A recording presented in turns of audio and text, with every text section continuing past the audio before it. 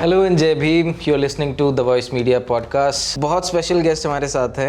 Comedy एक ऐसा form है जिसमें आप अपनी बात, मुझे लगता है कि अपनी बात कह भी जाते हैं और उसका इम्पैक्ट भी बहुत ज़्यादा होता है जी। तो मंजीत सरकार हमारे साथ हैं। आपने वो रील देखी होगी, वीडियोस देखी होंगी, आप सभी जानते हैं कि जो लैंड वाला जो बहुत वायरल हुआ था और अभी इनका इंडिया टूर चल रहा है, पूरा देश भर में लोग टूर कर रहे हैं और बहुत सारी बातें होंगी।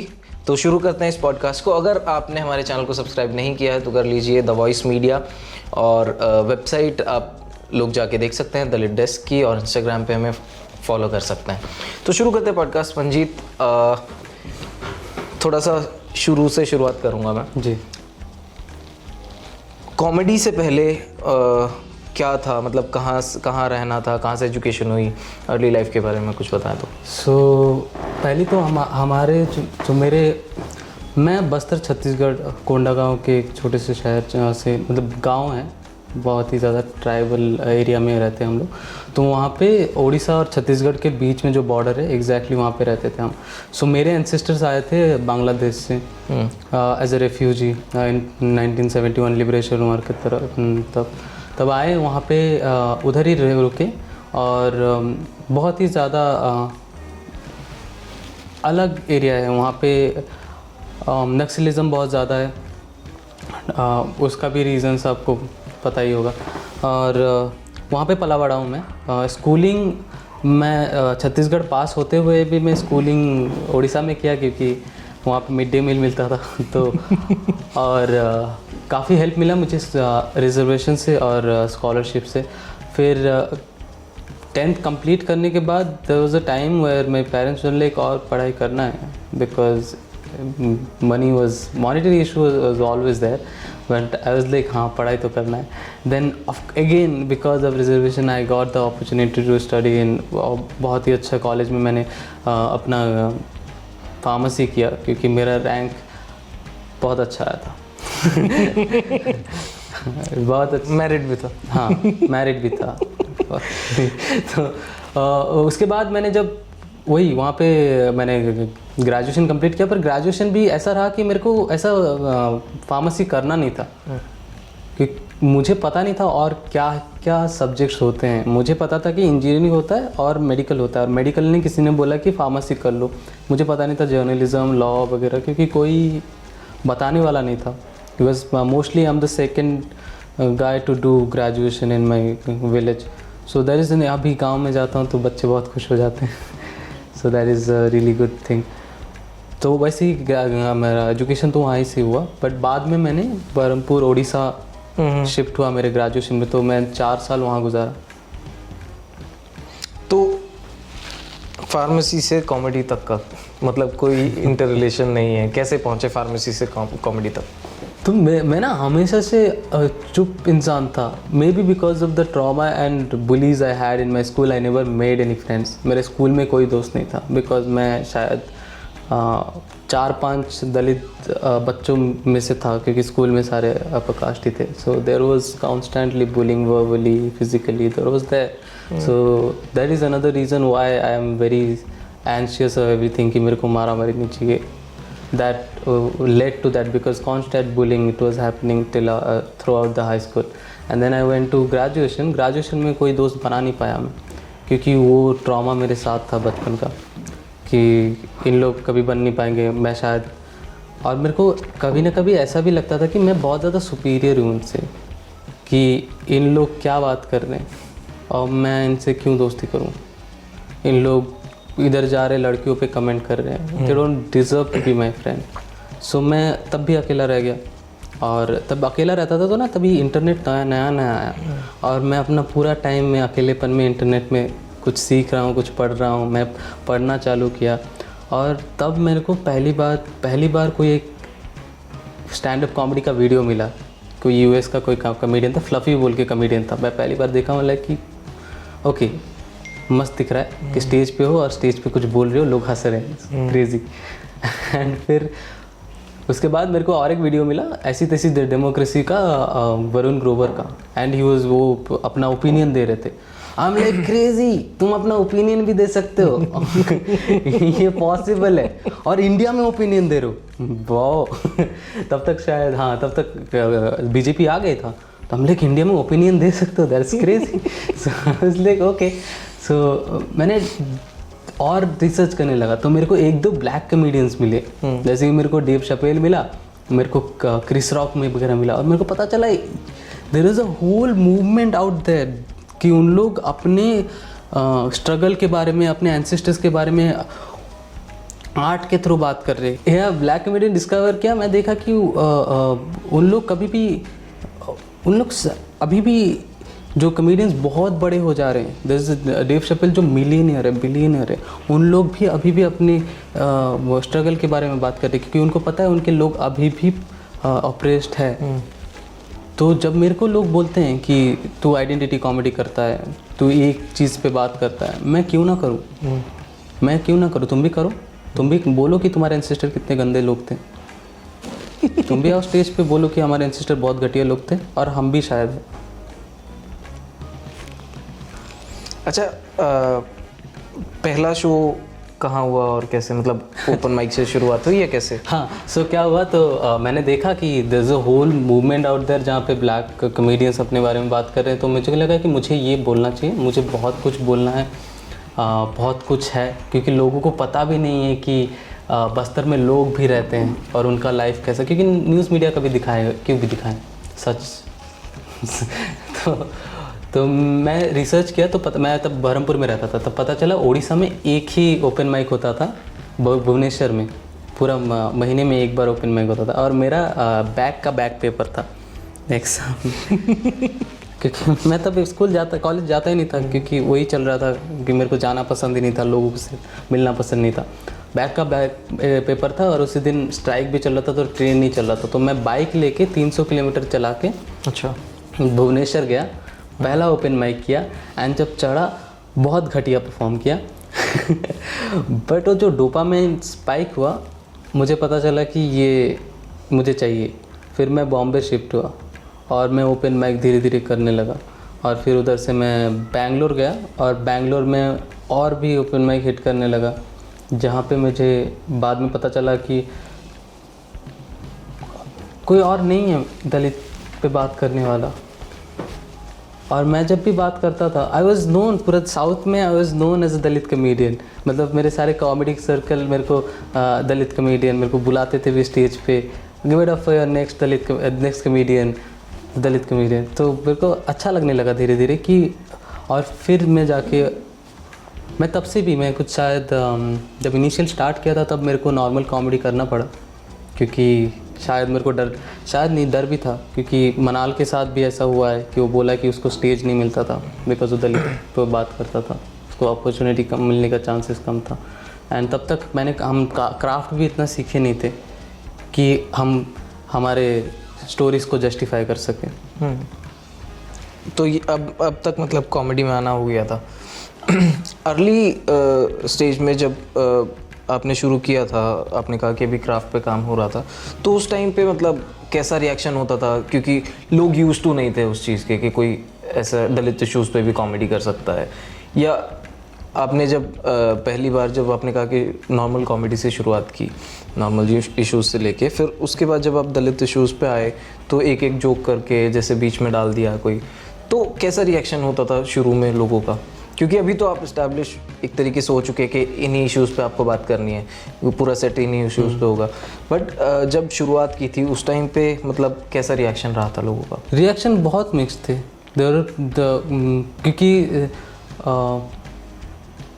कॉमेडी एक आर्ट फॉर्म है ना जो बहुत ही ज़्यादा एक्सपेंसिव आर्ट फॉर्म है, यहाँ पे रहना भी बहुत मुश्किल है। तो और यहाँ पे आजू बाजू मेरे को कभी हमारे लोग मिले नहीं सफ़र में, सारे अपर कास्ट थे, सो रिएक्शन काफ़ी मिक्स थे। कुछ कमेडियंस थे, कुछ दोस्त थे जो बहुत ही ज़्यादा हेल्पफुल थे, जो थ्रू आउट द जर्नी मेरे को हेल्प करते थे लिखने में, तो खुद रिसर्च करके आके बोलते थे कि ब्रो तेरे को इस पे भी बात करना चाहिए, तेरे को बाबा साहब के इस पे बात करना चाहिए। सो ये सब चीज़ें मेरे को हेल्प हुआ। कुछ लोग थे जो अभी भी है, they always had a problem. उनको लगता है कि इजी क्लाउड है कि दलितों पे बात करो, एक कम्युनिटी है तुम्हारा, उस पर बात करो कि तुम्हें कम्युनिटी लोग तुम्हें फेमस बना देंगे, तुम्हें आसानी से। मुझे एक मेरा एक स्टोरी है छोटा सा। मेरा एक दोस्त है अजय बुल के, कमेडियन है, वो कहाँ पे था, और एक कमेडियन उसको आके बोलता है कि और तेरा दोस्त आजकल दलित कॉमेडी कर रहा है, बहुत अच्छा खासा फॉलोअर्स मिल रहे, तो दलित बनने के लिए क्या करना पड़ता है? और अजय खुद अपर कास्ट है और मेरा दोस्त है, वो बोला कि कुछ नहीं, वो दलित बनने के लिए तुझे तेरे जनरेशनल ट्रॉमा चाहिए, बचपन से स्ट्रगल चाहिए, मंजीत जैसा चाइल्ड लेबर करना पड़ेगा, थ्रू आउट द लाइफ तेरे को एब्यूज़ और बुली होना पड़ेगा, फिर आके कॉमेडी में भी तेरे को बुली होना पड़ेगा और डिस्क्रिमिनेशन होना पड़ेगा, फिर चाहे शायद तेरे को एक थोड़ा सा एक्सपीरियंस पता चलेगा कि दलित होना कैसा होता है। अगर हम, जैसे कि आपने बताया कि लोग बोलते हैं कि आइडेंटिटी कॉमेडी कर रहे हैं, और तुम लोग तो मतलब दलित इश्यूज़ पे बात करो और तुम्हारा ऑडियंस है, और वो लोग तुम्हें ऑलरेडी मतलब, क्योंकि कोई है नहीं तो उस पर कोई भी बात करेगा तो वो फेमस हो जाएगा उनके अकॉर्डिंगली।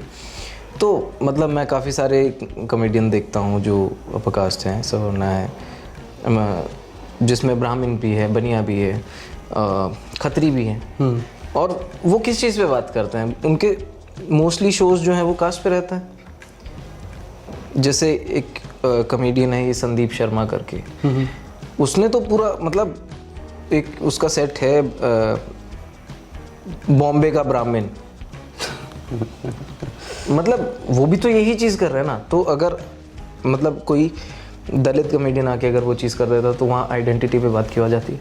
पता नहीं, मेरे को एक ही सवाल है कि तुम अपने आसपास देखो, और तुम प्रिविलेज्ड इंसान हो, तुम अपने आसपास देखो, और तुम्हारा एक बात बताओ, अगर तुम्हें लगता है कि मैं आइडेंटिटी कॉमेडी तुम लोग या आइडेंटिटी आर्ट फॉर्म कोई नहीं करता, तुम आसपास देखो और बताओ, तुम एक दलित ढूंढ के दिखाओ तुम्हारे पास जिनसे तुम जानते हो, तुम्हारे आसपास तुम्हें लगता है कि इजी है कॉमेडी, दलित कॉमेडी अगर इजी है तो उनके आसपास भी एक दलित कॉमेडियन क्यों नहीं है? अगर 2000 कॉमेडियन से इंडिया में बस 5 दलित कॉमेडियन क्यों हैं?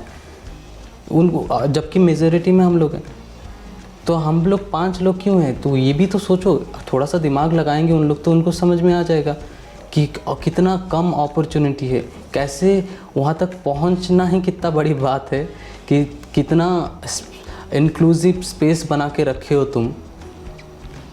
एक चीज़ और, ये एक क्वेश्चन भी था मंजीत कि जैसे इन्होंने कहा कि इजी है बहुत बात करना, दलित इश्यूज़ पे बात करो और फेमस हो, तो एक टाइम आया जबकि 2014 के बाद लोगों ने एक स्टाइल बना लिया कि एस्टैब्लिशमेंट के खिलाफ बोलो और फेमस हो जाओ। हाँ, मैं इस पे भी अपने शो पे बात करता हूँ कि सब लोगों ने मतलब मोस्टली कॉमेडियन वही कर रहे थे, चाहे वो माइनॉरिटी से हो या फिर सवर्णा कॉमेडियन हो, वो चीज़ पकड़ रहे थे और फेमस हो जा रहे थे।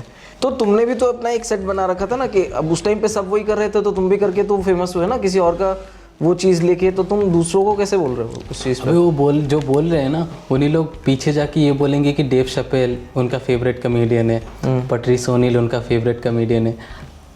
Dave Chappelle all his life बस ब्लैक कॉमेडी किया है, पैट्रिस ओनील जिंदगी भर ब्लैक कॉमेडी किया है, क्रिस रॉक उनके अभी तक उनके सेट्स में ब्लैक कॉमेडी है। तो if black comedy is the thing then why not Dalit comedy? And I am proud to be one of them. I don't, मेरे को अगर कोई बोले कि मैं दलित कॉमेडी करता हूँ, मैं करता हूँ और मैं करता रहूँगा। करो तुम अपना कॉमेडी। कोई ऐसा फ़नी रिस्पांस जो आपको लगा हो कि जो ऑडियंस से शो के दौरान मिला हो और आप भी सोच के उस पर ऐसा सोचते हो कि यार मतलब एक टाइम के लिए रुक गए कि इसने क्या बोला है, ये मतलब क्या मैं इसको क्या बोलूँ अब इस रिस्पांस में? ऐसा कुछ कभी हुआ?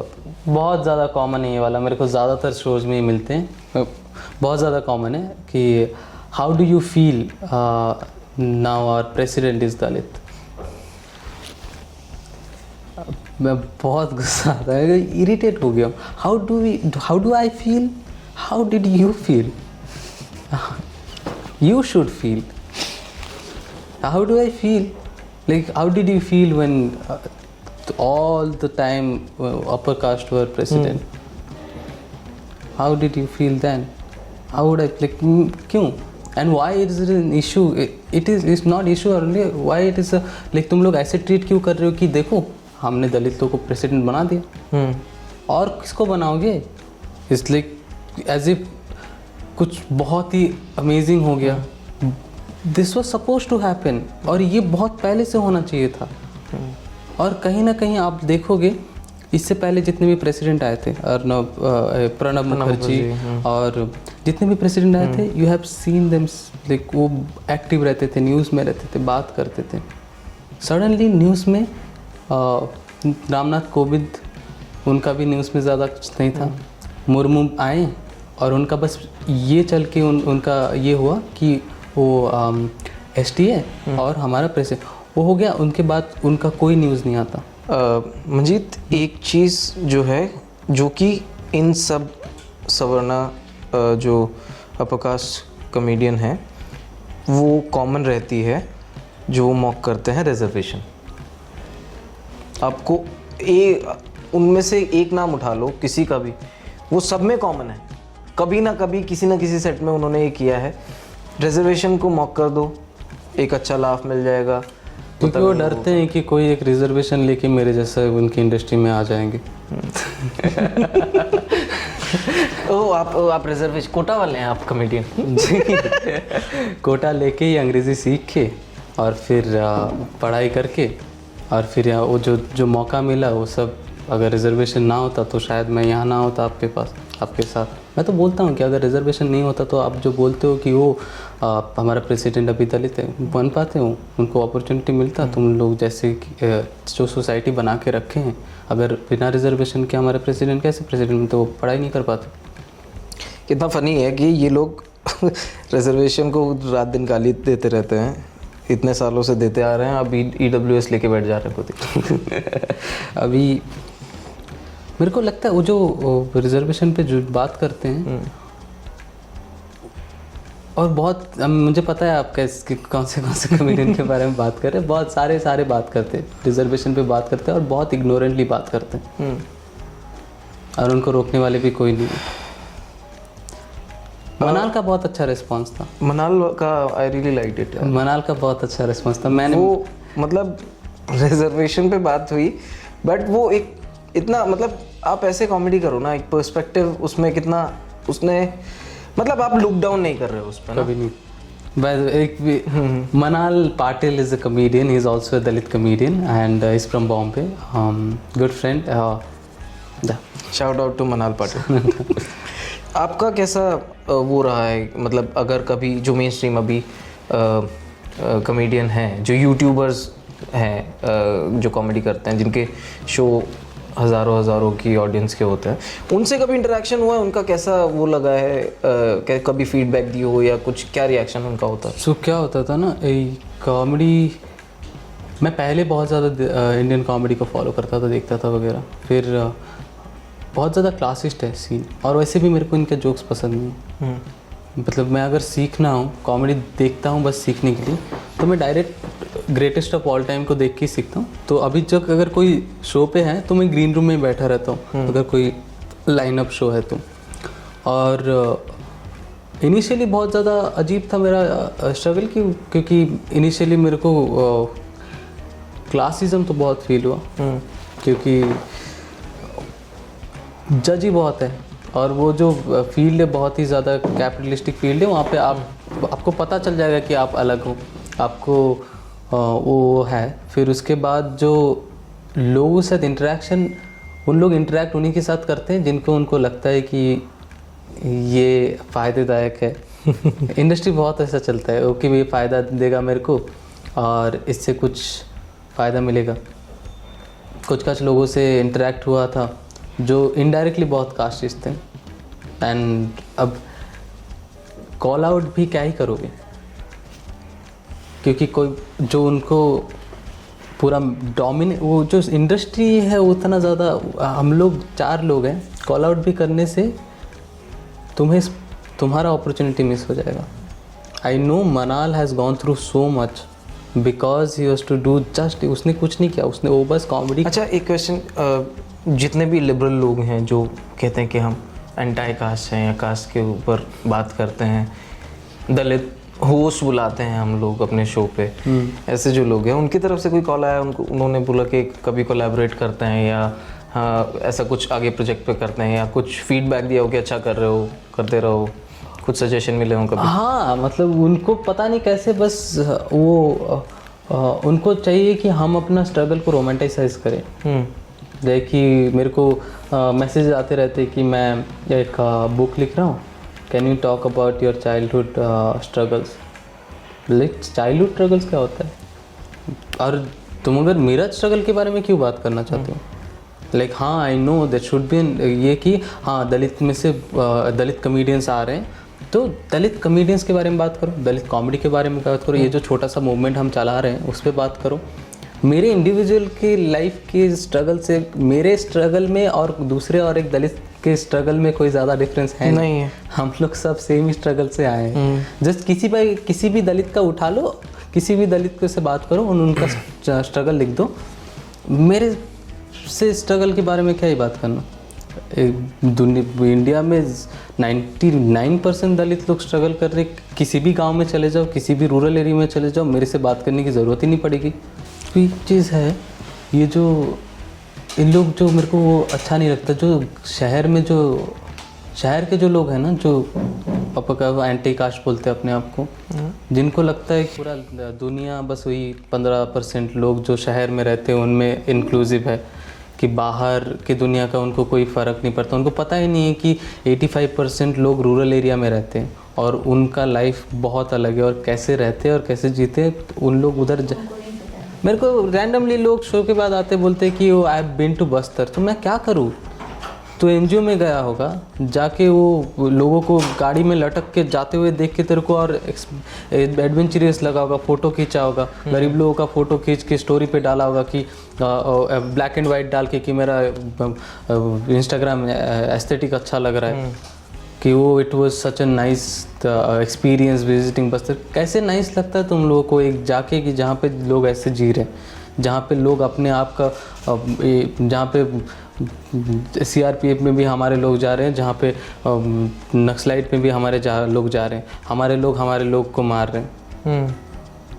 कैसे अच्छा लगता है, को अम्यूजमेंट मिलती है उससे।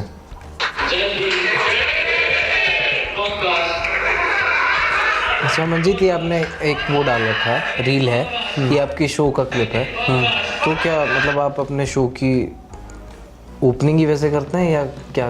ये जो जय भीम आपने क्राउड के सामने बोला, पूरे क्राउड के सामने? मैं हमेशा करता हूँ। मैं हमेशा शो ख़त्म होने के से पहले पॉडकास्ट बोलता हूँ, और जय भीम मैं बीच बीच में बोलता रहता हूँ। जय भीम शो ख़त्म होते ही शो ख़त्म करता हूँ मैं जय भीम से, बिकॉज आई फील बाबा साहब शुड बी देयर हमेशा शो के बाद सबको।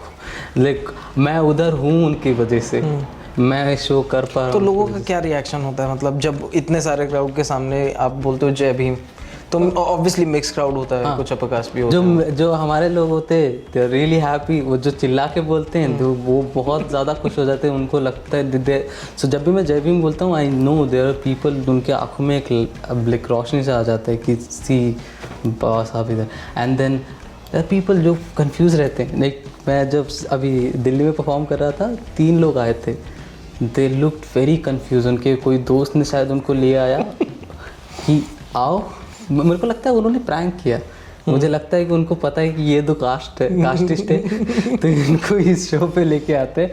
और थ्रू आउट द शो उन लोग बहुत ज़्यादा गुस्से में थे, मुझे पता है। लाइक मैं पुणे में एक शो था, मेरे को पुणे में के शो के बाद वो लोग सोच रहे होंगे कि ये मेरे को जानता है क्या ये मेरे बारे में क्यों बात कर रहा है। मैं पुणे में शो किया, पुणे में शो के बाद सब फोटो खिंचवा रहे थे, और एक बंदा स्ट्रेट आया, मुझे लगा फ़ोटो खिंचवाएगा, आके मेरे को देख के बोला do you have a lawyer. मैं थोड़ा मजाकिया आंसर में बोला कि येस आई हैव। तो वो बोला कि keep it handy, you will need it really soon, and walked off. मैं बहुत ज़्यादा डर गया, मैंने कि ये कैसा इंसान है। पर मुझे पता चला वो बहुत काशी था। थ्रू आउट द शो वो अकेला इंसान हंसा नहीं था, गुस्सा कंट्रोल करके रखा। फिर मैं बाद में सोचा शायद उसको जॉब चाहिए था। Do you have a lawyer, I am one, please hire me. पर वो दिल्ली वाले शो पे भी उन लोग आए, सारे जय भीम बोल रहे हैं, सारे फक। वैसे तो मैं ऑफेंड हुआ हूँ, पर मैं अपने कन्वीनियंस के हिसाब से बदल जाता हूँ। नहीं, उसने किया ही नहीं, उन दोनों ही नहीं किए। और मैं उनको, और एक रीज़न है कि मेरे को पता है, और मैं चाहता था उनको और ज़्यादा रोस्ट कर सकता था, पर वो ऐसे लोग हैं ना, उनको अटेंशन चाहिए होता है। तो अगर तुम अटेंशन दोगे उनको, वो जीत जाएंगे। तुम इग्नोर होके चुपचाप चले जाओ। अच्छा, जो वो लेडी वाला जो था जिन्होंने बोला कि how can you identify yourself as a Brahmin, तो वो क्या वो क्राउड वर्क था या फिर बीच में किसी जोक पे उसको आपत्ति हुई और उसने बोला? हाँ, मैं जोक कर रहा था कि मेरा एक हैंडपम्प वाला जोक है जहाँ पे लाइक एक जोक है जहाँ पे मैं, वो जो जोक है वो मैं यहाँ पे ऑफकोर्स नहीं करूँगा, मेरे शो पे आओ। तो वो जोक ऐसा है कि मैं गांव में था और मुझे बहुत ज़्यादा एक आंटी थी जो मेरे को पत्थर वत्थर मारी थी बिकॉज हैंडपम्प में पानी पी रहा था, and she had called me Chamar and all. So the joke is about that कि मेरे को चमार बोला गया था एंड मैं बहुत बच्चा था।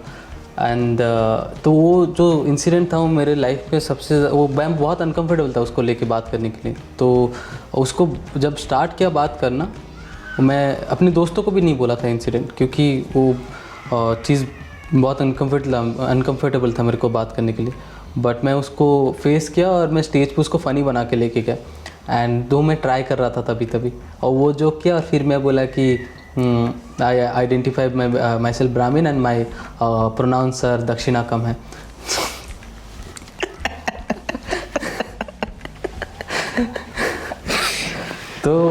तो उस पे she got offended। ओके।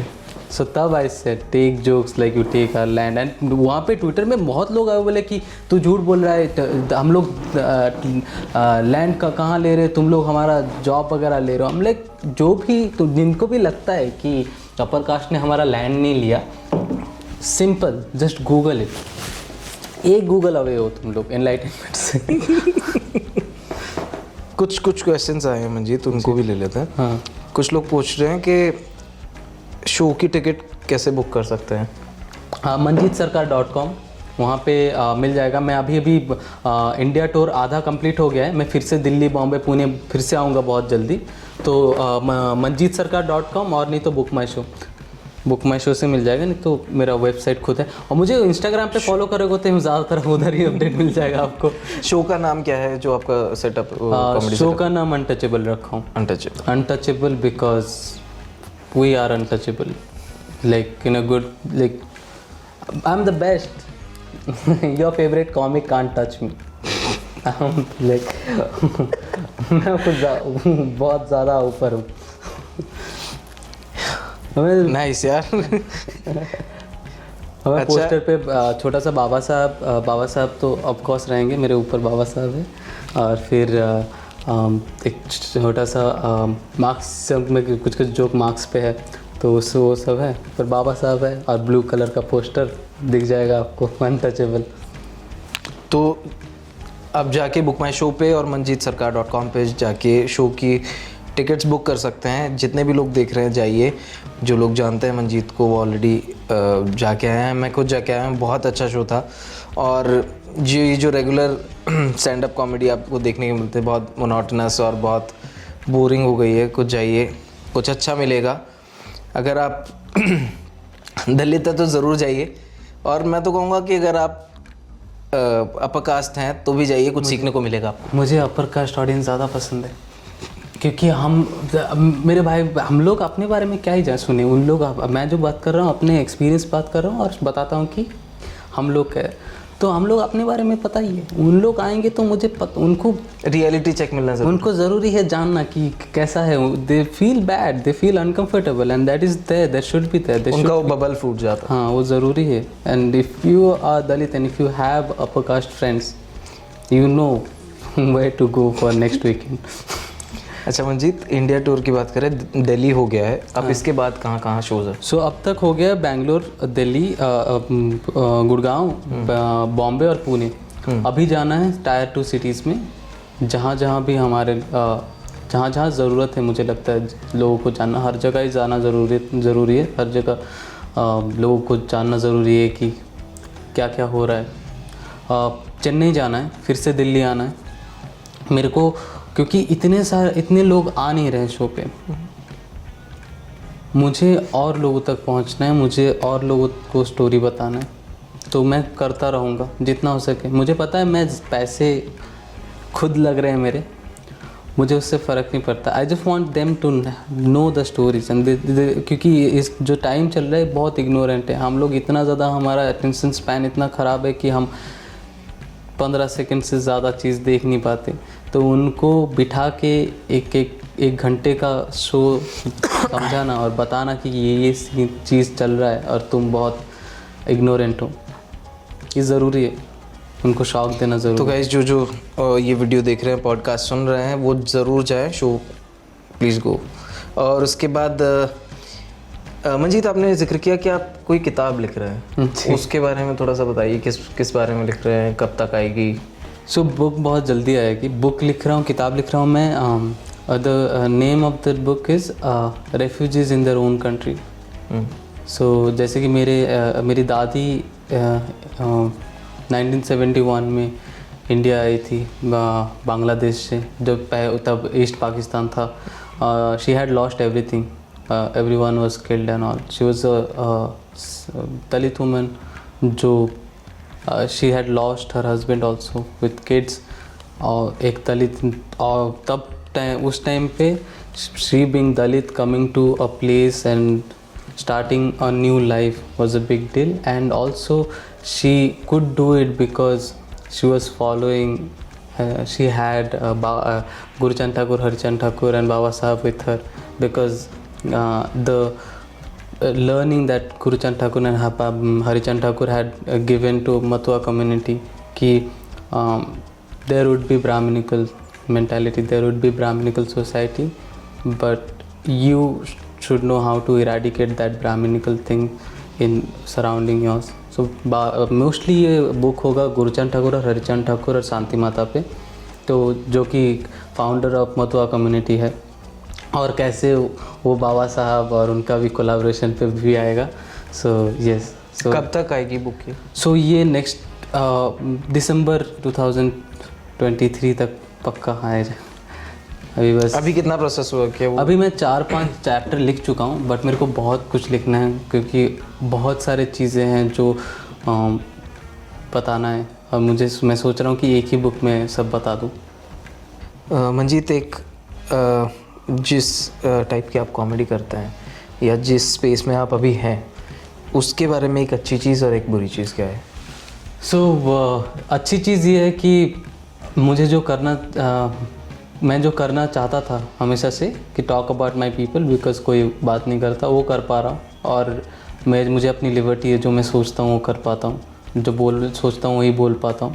और जो बुरी चीज़ है कि because what I do and मैं अपने लोगों के बारे में बात करता हूँ, उसके वजह से मुझे ब्रांड डील्स नहीं मिलते, मुझे कॉर्पोरेट शोज़ नहीं मिलते, मुझे शोज़ के पैसे नहीं मिलते। शायद मैं अकेला कॉमिक हूँ जो इतना शोज़ करने के बाद, इतने सारे फॉलोअर्स होने के बाद भी पैसे नहीं कमा रहा हूँ। सो that is the only harsh reality. या तो इसी के साथ इस पॉडकास्ट को करते हैं यहीं पे ख़त्म। जय भीम। अगर आपको जय भीम, अगर आपको ये पॉडकास्ट पसंद आई हो, आपको इन बातों से कुछ सीखने को मिला हो, या एंटरटेनमेंट हुआ हो, मज़ा आया हो, तो इस पॉडकास्ट को लाइक कर दीजिए, शेयर कर दीजिए। मंजीत सरकार को आप फॉलो कर सकते हैं, दलित डेस्क को इंस्टाग्राम पे फॉलो कर सकते हैं। मैं हूं Sahil Valmiki. It's a wrap up for today. जय भीम, जय भारत। जय भीम।